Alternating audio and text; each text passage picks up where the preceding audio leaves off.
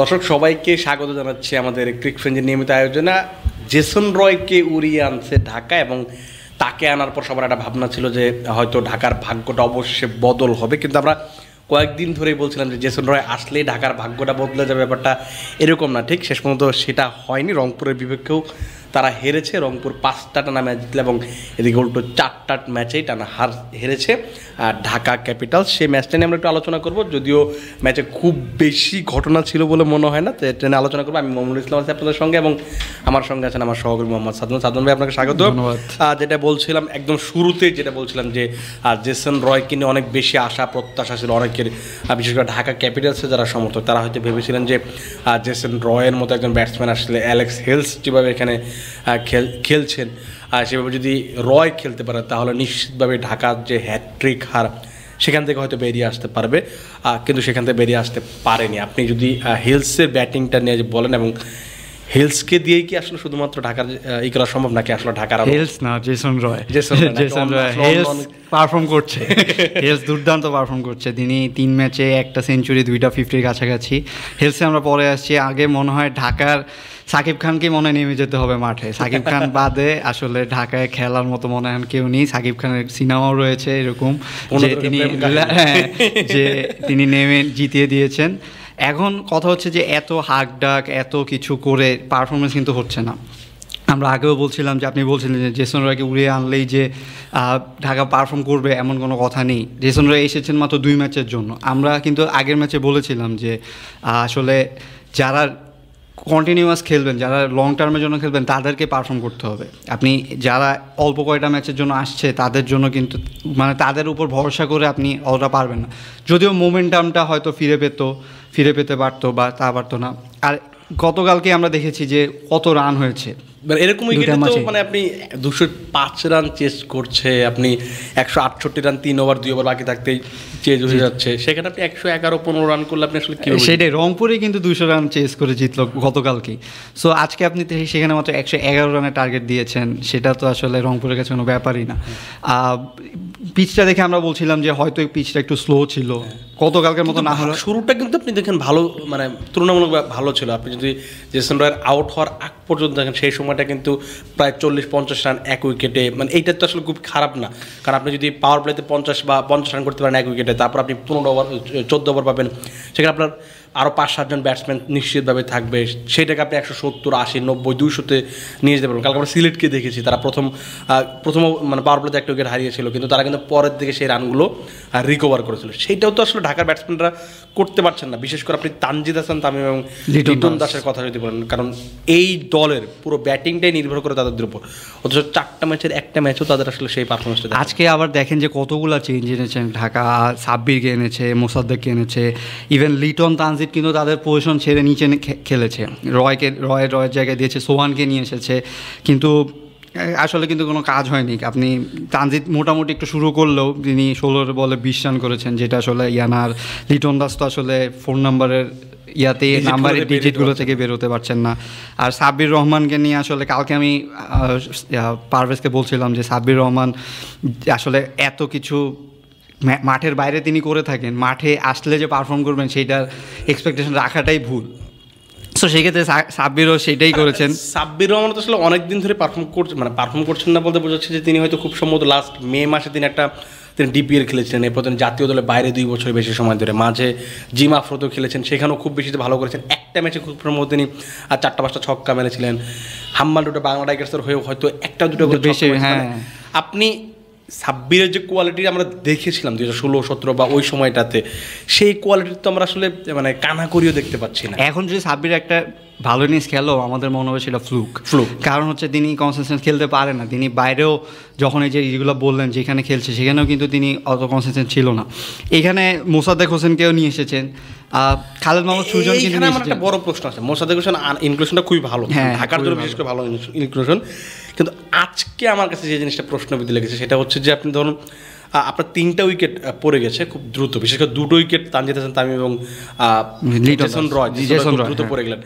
এমন সময় কেন আপনি সাব্বিরকে ব্যাটিংয়ে পাঠাবেন? সাব্বির হচ্ছে একটু অ্যাটাকিং ধাঁচের ব্যাটসম্যান, তারপর থিসারা প্লেয়ারও প্রায় একই ধাঁচের ব্যাটসম্যান, তখন আপনার খুব সম্ভবত 7 বা 8 ওভার খেলা চলে, তখন কেন মোসাদ্দেকের মতো আপনার ব্যাটিংয়ে পাঠালেন না, যদি মুসাদ্দেককে পাঠাতো, মানে বলছে না যে পাঠালেই ম্যাচটা চেঞ্জ হয়ে যেত, কিন্তু আপনি তো সেখানে পাঠাতে পারতেন, কারণ তখন তারা লিটন আর সে যদি একটু ধরে ধরে খেলতো 10-15 ওভার 12 ওভার পর্যন্ত যেতে পারতো, তখন হয়তো সাব্বির বা তিসারা পেরেরা এসে হয়তো ওই সময় তারা হিট করতে পারতো।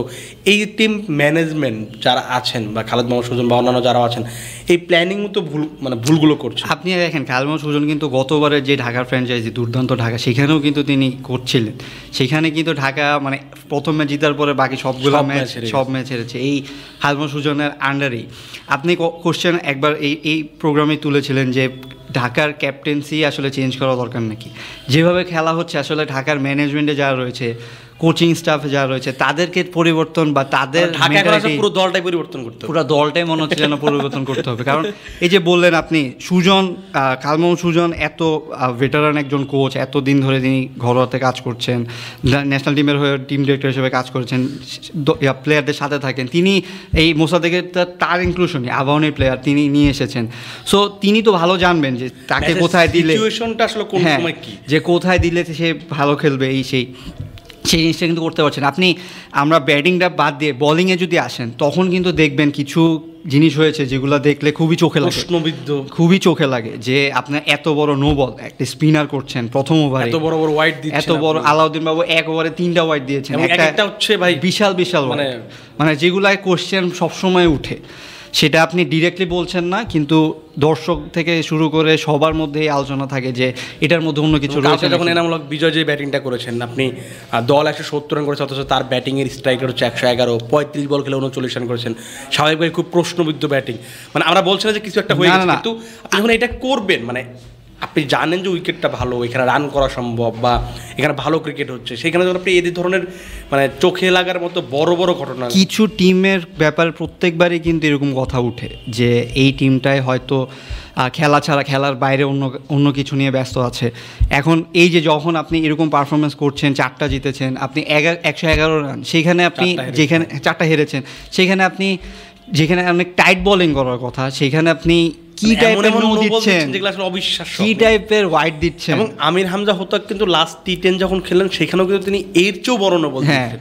সো তার মানে তার একটা মানে এটা কি অভ্যাস বলা যায়, স্পিনারে নো বল করাটাই ক্রাইম, স্পিনার নো বল করাটাই ক্রাইম। পেসাররা অনেক সময় হয়তো রিদমে এই দিক সেদিক হতে পারে, পেসারদের হতেই পারে, পেসার এত তো দৌড়ে এসে আপনার স্লিপ খেয়ে যেতেই পারে, কিন্তু একটা স্পিনার নো বল করা যেখানে ক্রাইম, সেখানে আপনি এত দূর আগিয়ে নো বল করছেন, এটা আসলে কি সেন্স মেক করছে? হ্যাঁ, এটা আসলে ব্যাপারটা। তারপরে এই যে আলাউদ্দিন বাবুকে নিয়ে আমরা বলছিলাম যে তিনি এত ভালো খেললেন, তাকে এত পরে দলে ইনক্লুড করা হলো, কিন্তু তিনি এসে এমন খেলা খেলছেন যেটা এখন ম্যাচে আপনি তো এমনি পারফর্ম করতে পারছেন না, পারফর্মার যারা রয়েছেন তারা পারফর্ম করতে পারছেন না। মুস্তাফিজকে যদি ধরেনও, মুস্তাফিজকে সাপোর্ট দেওয়ার মতো কে আছে?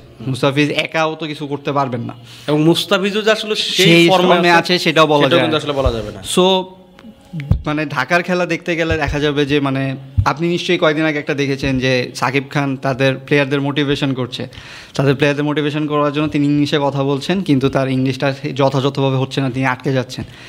এটা নিয়ে একটা মিম এসেছে যে প্রেজেন্টেশনের সময় আপনি খুব ফিটফাট রয়েছেন, যখন প্রেজেন্টেশন দিতে যান তখন আপনি আসলে পাচ্ছেন না। খেলার মাঠেও কিন্তু তাদের এই অবস্থা সেম হয়ে গিয়েছে। দল হিসেবে ভালো, খাতা কলমে ভালো, সবই মাঠের বেলায় সবই ভালো, কিন্তু হচ্ছে মাঠের আপনি চিন্তা করেন যে শাহরুখ খানের KKR এর সাথে তুলনা করা হচ্ছিল, যে সাকিব খানও BPL একটা টিম নিয়েছে, ভালো ইনিশিয়েটিভ, মানে খুবই ভালো ইনিশিয়েটিভ ছিল। আপনি যদি সিনেমা আর খেলাধুলাকে একসাথে করতে পারেন, অবশ্যই এটার গ্রোথটা অনেক বেশি, এবং এই গ্রোথটা কিন্তু এবার দেখা যাচ্ছে, মানুষের আগ্রহ বা অন্যান্য ব্যাপারগুলো থাকে, কিন্তু সেটা যদি আপনি মাঠের ক্রিকেটে খেলতে না পারেন, তাহলে তো আসলে আপনি আসলে শুধুমাত্র সিনেমা বা এইসবের কথা, এটা লং লাস্টিংও হবে না, সেটা একটা বড় ব্যাপার।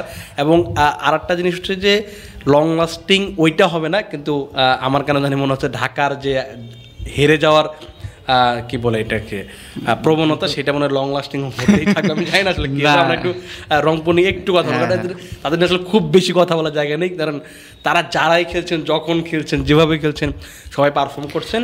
আর সেখানে হয়তো শুধু আপনি পারফর্ম করছেন না এরকম একজন, হয়তো আপনি বলতে পারেন আজিজুল হাকিম, তামিমের কথা, আর বাকি সবাই তাদের একদম ব্যালেন্স টিম। এই টুর্নামেন্টের আপনি যদি বরিশালকে হয়তো আপনি কাগজ কলমে এগিয়ে রাখবেন, কিন্তু ব্যালেন্সড যদি চিন্তা করেন এবং পারফর্মার যারা হচ্ছে আপনাকে যে কোনো সময় পারফর্ম করে দিবে, এই ক্ষেত্রে মনে হয় যে বরিশাল অনেক, মানে বরিশালের চেয়ে রংপুর অনেক থাকবে। এবং তারা কিন্তু ওইভাবেই পারফর্ম করছে। তারা 5 ম্যাচ অলরেডি খেলে ফেলেছে, 5টায় উইন নিয়েছে। আর আপনি একটা দুটো ম্যাচ জিতলে আপনি প্লে অফে চলে যাবেন। এবং অ্যালেক্স হেলসকে তারা একদম যতটুকু কাজে লাগানোর পুরোটাই কাজে লাগাচ্ছেন। 3টা ম্যাচ আপনারা 3টা ম্যাচে তিনি জিতিয়ে দিলেন। এছাড়া আদিল হাকিমকে নিয়ে বলছিলেন, আদিল হাকিম আমাদের আন্ডার-19 ক্যাপ্টেন, এখন তিনি এশিয়ালে ভালো খেলেছেন, এশিয়া কাপ উইনার।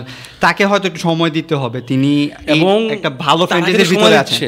রংপুর কিন্তু সময় দিচ্ছে, দেখুন আপনি আগের দুটো ম্যাচে ডাক মারার পরও কিন্তু তারা বাদ দেয়নি, তারপর কিন্তু তারা আজকে খেলেছে। এইটা কিন্তু রংপুর ম্যানেজমেন্টের একটা ভালো ব্যাপার, তাদেরকে একটা ধন্যবাদ দিতে হবে যে তারা যখন একটা প্লেয়ারকে ট্রাস্ট করে তার উপর সেই ট্রাস্টটা তারা সবসময় রাখতে চায়। নাহলে আপনি অন্য কোনো দল হলে নিশ্চিতভাবেই আপনি 2টা ডাক মারার পর নিশ্চিতভাবে আপনি পরে ম্যাচে তাকে এক্স্যাক্টলি এটা জিসান আলম। হ্যাঁ, আর সেখানে আরেকটা বড় ভালো বিষয় দেখা যাচ্ছে, সেটা হচ্ছে নাহিদ রানা কিন্তু কন্টিনিউয়াসলি পারফর্ম করে যাচ্ছেন। আজকেও তিনি 3 উইকেট নিয়েছেন। আর কালকে শাহিন শাহ আফ্রিদি বলছিলেন যে নাহিদ রানার পেসটাকে তার ইউটিলাইজ করতে হবে লঙ্গার ফরম্যাটের জন্য, বা তাকে নিয়ে প্রশংসা করছিলেন অনেক। নাহিদ রানা কিন্তু প্রশংসার দাবিদার। নাহিদ রানা আপনি এই বয়সে এত বড় একটা ফ্র্যাঞ্চাইজি খেলছেন। অ্যাড করি যেটা হচ্ছে যে গতকাল আপনি খেয়াল করে দেখেন, নাহিদ রানা কিন্তু গতকাল খুব ভালো বোলিং করেন না, গতকাল রান দিয়েছেন খুব সম্ভবত 38 বা 40 রান দিয়েছে, এরকম 40 প্লাস রান দিয়েছে, এরকম রান দিয়েছেন। কিন্তু আজকে কিন্তু তিনি আবার সেই তার যে 21 রানে 3 উইকেট নিয়েছেন। এইটা হচ্ছে যে একজন ভালো বোলার যে একটা ব্যাট ডে যেতেই পারে, কিন্তু আমি পরের দিন কীভাবে কাম ব্যাক করছি সেটা একটা বড় নমুনা হতে পারেন হচ্ছে নাহিদ রানা। আর তার আসলে যদি উইকেটটা তার পরে থাকে, বা কালকে কিন্তু আসলে বলারদের জন্য কিছু ছিল না, আপনি বলারদের জন্য কিছু ছিল না। এছাড়া আরেকটা ব্যাপার হচ্ছে বাউন্ডারির ব্যাপারটা। এটা কিন্তু তামিম ইকবাল কালকে 86 রান করার পরে বলেছেন নিজেই যে বাউন্ডারিটা অনেক ছোট। কালকে এমন কিছু এজ হচ্ছিল যেগুলো আপনি কোনো দিন ছক্কা হবে না, ইন্টারন্যাশনাল মাঠে জীবনও ছক্কা হবে না, নর্মাল খেলা সব। সো আপনি ইন্টারন্যাশনালের একদম ফুল না হলেও কাছাকাছি কিছু একটা চোখে তুলে দেওয়ার মতো ব্যাপার যে আমরা আসলে রান হচ্ছে বা, কিন্তু সেইখানে এটা কিন্তু দিন শেষে কিন্তু দেখেন দেশের ক্রিকেটেই লস। কারণ আপনি যখন একটা ব্যাটসম্যান যখন এখানে 50টা ছক্কা মারবে বা 30টা ছক্কা মারবে, তখন কিন্তু তার একটা কনফিডেন্স গ্রো আপ হবে।